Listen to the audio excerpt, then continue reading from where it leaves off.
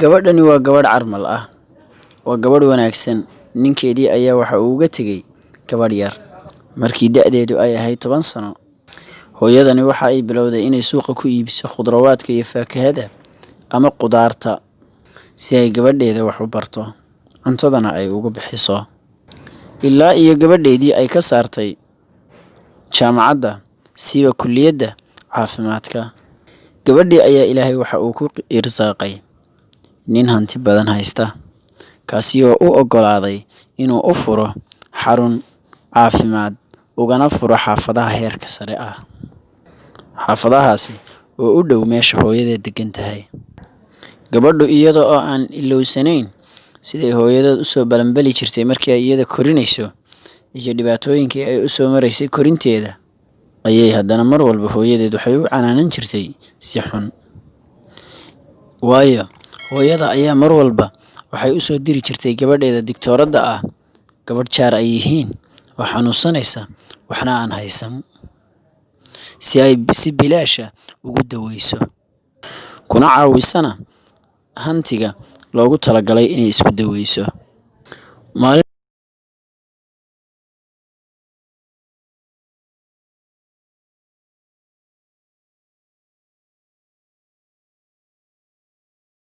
maalmaha ka mid ah ayaa gabadhii waxa u soo gashay haweeney 60 jir ah oo uu wado wiil ay dhashay.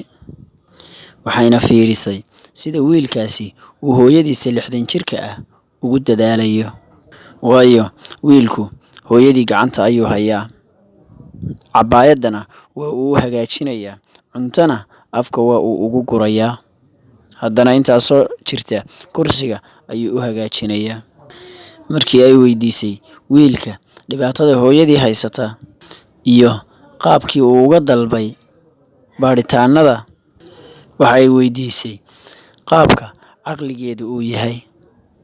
Waayo sida ay su'aalaha uga jawaabayso iyo qaabkay ula macaamilayso digtooraddu ma miisaanayn. Wiilkii waxa uu u sheegay gabadhii ilaa iyo markii hooyadiis umushay inay maskaxda ka jiranayd, isaguna uu yahay qofka daryeela ee dharka u dhaqa iyadana u qubeeya.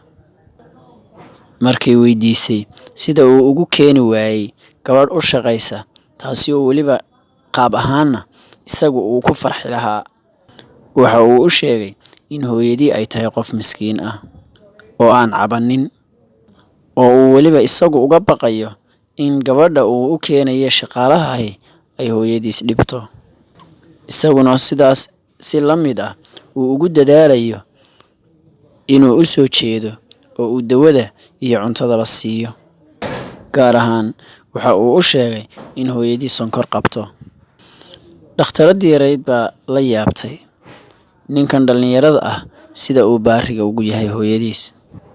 Ilmada ayayna isku celisay, waxayna maqashay hooyadii aan xaalkeedu saxnayn oo wiilkeeda ku leh, koormaad ii soo iibinaysaa lowska, koormaad ii soo iibinaysaa macmacaanka, isagoo ku leh hooyo haddaan aadaynaa.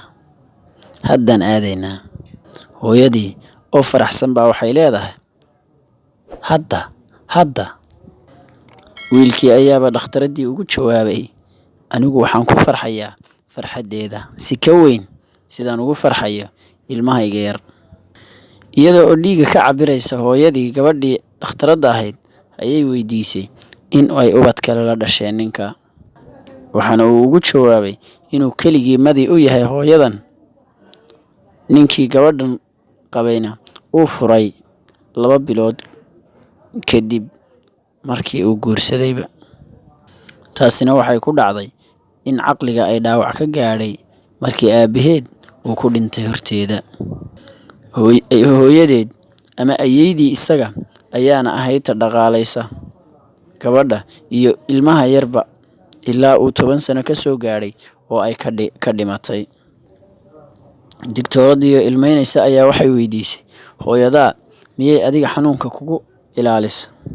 Miyaad si xasuusanaysaa in hooyadaa ay ku muhiimad siin jirtay ama ay farxad ku ahayd xilligaad faraxdo markaad oydana ay ooyi jirtay? Gabadhii ayuu ugu jawaabay, waxaan kuu sheegay hooyada ilaa 10 jirkaygii inaan anigu gacanta ku hayo, iyaduna markay dhashayba ay waalatay. Gabadhii ayaana dhakhtarkii qortay wiilkii iyo hooyadiina waa ay baxeen. Waxayna u sheegtay gabadhii kalkaalisada ahayd inay u baahan tahay xilli ay nasato. U cudurdaaro bay ku tiri cidda soo galaysa, iyadoo barooranaysa oo qolkeeda ku jirta, dadkuna ay dibadda ka maqlayaan, ayay waxay lahayd sidaas ayuu ula macaamilayaa iyadoo aan hooyo saxaba u ahayn. Way qaaday wayna dhashay bes, iyadoo aan u soo jeedin, rabaynin, aanna la qaadan kulayl iyo qabow, macaan iyo qadhaadh noloshaba. Sida hooyaday oo kalena ma aysan yeelin. Hooyadayoo mar walba culaysyada u qaadi jirtay si aan anigu u noolaado una koro. Mar walbana iyada oo daalan galabtii dhoolla caddayn iigu imaan jirtay. Gabadhii ayaa waxay mar walba nafteeda ku lahayd misaan xumahay aniga ma aan raacin xadiiskii rasuulka ee ahaa raalli ahaanshaha Rabbi waxa uu ku jiraa raalli ahaanshaha labada waalid, cadhadiisuna waxa ay ku jirtaa cadhada labada waalid. Iyada oo markaa ooynaysa ayay hooyadeed u laabatay, una sheegaysa inta ka hadhay nolosheeda inay iyada la joogayso, ayna u baari fali doonto, amarkeedana ay ku shaqayn doonto. ووصينا الإنسان بوالديه حملته أمه وهنا على وهن وفصاله في عامين أن اشكر لي ولوالديك إلي المصير وإن جاهداك على أن تشرك بي ما ليس لك به علم فلا تطعهما وصاحبهما في الدنيا معروفا واتبع سبيل من أناب إلي ثم إلي مرجعكم فأنبئكم بما كنتم تعملون. Gabadh aan weli da'deedu gaadhin 20 sano baa riyad u ah reerkooda, siiba labadeeda waalid. Kabacdi markii aabaheed uu galay shil gaadhi, dhaawacna uu noqday, waxay u sheegeen dhakhaatiirtu gabadha inaan aabaheed istaagi karayn ama dhaqdhaqaaq uusan samayn karin ilaa uu maro qalitaano fara badan oo weliba kalifaya lacag aad u fara badan. Gabadhii waxaa la soo daristay murug iyo wareer. Waxayna ka tagtay jaamacadeedii, waxayna bilowday inay ka shaqayso isbitaal gaar loo leeyahay kalkaaliye ahaan, si ay uga bixiso aabaheed iyo walaalkiisa ka yar masaarufka. Muddadii ay gabadhu shaqaynaysay, salaada faralka waxay ku tukan jirtay waqtigeeda. Dadka bukaan-jiifkaana waxay ula dhaqmi jirtay si raaxo iyo damacsanaan leh oo naxariisi ka buuxdo, si ay uga khafiifiso culaysyada haysta dadka. Wayna u dulqaadan jirtay howlaha dhaadheer ee adag si ay iyagu u farxaan. Dhammaantoodna waxay ku odhan jireen gabadhii raxmadda badnayd. Maalin maalmaha ka mid a guddoomiyihii cisbitaalka ayaa wuxuu gabadhii ka dalbaday inay bal u fiirsato oo ay hamiga geliso wiil hantiile ah.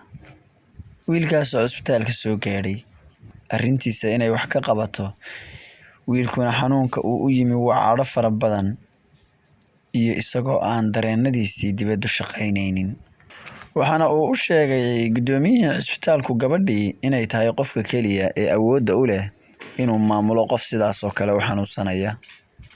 Arrintaasi gabadhii waxay ku qaadatay weji furnaan. Markii ay la kulantay wiilkii hantiilaha ahaa, waxay aragtay bilcagsiga wadaadku siduu u soo sheegay gabadha ayayba ugu tagtay wiilkii. Waxayna ogaatay muddo yar kadib wiilku inuu ilaa yaraantiisii ka cabanayay xanuunkaasi oo ah garaac xagga dareemada ah, kaasi oo uu dhammaantiiba ka bogsaday haddeer. Laakiin walaaladii ay doonayaan inay xanuunkiisa ku sugaan isaga, si ay u qaataan hantidiisa, taasi oo aabihii iyo hooyadii ay uga dhinteen. Arrintaasi oo walaaladiisa kale ay rabaan inay qaybsadaan, wiilkana sidaas xanuun waali ah loogu qoro. maalinba maalinta ka dambaysa gabadhii waxay awood u yeelatay inay wiilka ku kordhiso awood fara badan oo uu salaadaha ku ilaaliyo waqtigooda oo uu quraankana aqriyo oo xifdiyo. wiilkiina gabadhii mawaridada ahayd waa uu jeclaaday waana uu sheegay jacaylka uu u qabo iyadii waxaana uu ka codsaday si degdeg ah inay u aqbasho inay isguursadaan. arrintaasi gabadhii waa ay aqbashay waana ay yeeshay sababtoo ah waxay ka heshay dareen qabow. muddo yar kadib markii ay isguursadeen gabadhii waxay kala kulantay carruurtii uu qaraabada la ahaa wiilku ilmaadeeradii iyo walaaladii colaad aad u xun. xitaa waxay la gaadheen inay siin doonaan lacag fara badan si ay ninkan isaga furto ayna ku caawiso inuu waalan yahay inay ku sugto. laakiin gabadhu waa ay garab istaagtay odaygeeda waana ay difaacday awood kastana way isticmaashay. muddo bila ah markii ay isqabeen gabadhii uur ayay yeelatay. bal hadda u fiirso naxdinta ay la kulmi karto markii dhakhaatiirtu ay u sheegtay ilmaha uurkeeda ku jira inuu noqon doono ilmo aan dhammaystirnayn. haddiiba uu ilmahaasi dhashana uu dhiman doono, haddii uu sii noolaadana uu dhibi doono iyaga dhakhtar iyo caafimaad badan inay kala daba wareegaan. waxayna u soo bandhigeen inay ilmaha iska soo rido oo ay ka takhalusto gebigiisaba.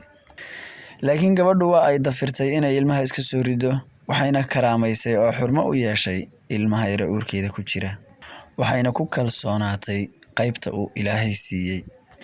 hal bil ah intaan gabadhii dhalin oo bishii 8aad ay ku jirto waxaa dhintay wadaadkii qabay waa wiilkii sharafka badnaa gabadhii waa ay shakiday geerida ninkeeda ku timi waa ay ka shakiday waxayna uga shakiday walaaladiis waxayna ka baqday inay sumeeyeen iyagu. gabadhii waxay guda gashay inay arrinkii ku wargeliso booliiska una sheegto in colaadda weyn aawadeeda ay ka shakisan tahay ninkeedii dhintay in la sumeeyey. waxay isku dayeen wiilka walaaladiis inay gabadha guriga ka saaraan ilmahana ka soo ridaan si ay keligood u helaan hantiga uu wiilkii ka tegey. gabadhu waa ay la dagaalantay iyagii waxayna ka dalbatay booliiskii inay ilaaliyaan. bil ka gadaalna waxay gabadhii heshay wiilkaasi oo ay ku wareegtay mulkiyaddii hantiga aabihiis. dhibka ugu weyn ee haleelay markaa waxaa ku dhacayaa carruurtii la dhalatay ninkii dhintay kuwaasi oo boolisku uu mar walba weydiinayay sababta uu u dhintay ninkani. baaritaanada badankoodu waxay sheegayaan shaki. waxa uu bilaabmay welwel iyo madow. muddo yar kadib waxaa la soo sheegay in dawooyin khaldan oo la siiyey aawadeed wiilka dhintay uu sidaa ahaa geeridiisii. isbuuc ka gadaal waxaa dhintay wiilkii yaraa ee gabadhu dhashay. hooyadii aad ayay u murugootay laakiin waxay ku raalli noqotay qadarta alle iyo qadihiisa. hantigii dhammaantiina mulkigiisii waxa uu galay gacanta hooyadii ilmaha iyo odayguwa ka dhinteen aabaheedna uu xanuunsaneeyey. gabadhii waxay guda gashay dhismaha masaajid ay u bixisay magaca odaygeedii. waxay kaloo dhistay duur ama malcaamad lagu dhigto qur'aanka kariimka ah kaasi oo ay u bixisay wiilkeedii yaraa magaciisa. gabadhii waxay daweysay aabaheed waxayna lacag badan siisay hooyadeed. halkaa markay noloshu u marayso ayay gabadhii waxay ku laabatay jaamacaddeedii waxayna dhammaystiratay jaamacaddeedii. gabadhu waxay ku guulaysatay wixii qalbigeeda ay ku wadatay ee daacadnimo iyo baarinimo iyo qalbi. ولنبلونكم بشيء من الخوف والجوع ونقص من الأموال والأنفس والثمرات وبشر الصابرين الذين إذا أصابتهم مصيبة قالوا إنا لله وإنا إليه راجعون أولئك عليهم صلوات من ربهم ورحمة وأولئك هم المهتدون. haddaba daawade haddii aad ka heshay muuqaalkan fadlan subscribe saar si aan u soo badino muuqaalada noocan oo kale ah. mahadsanid.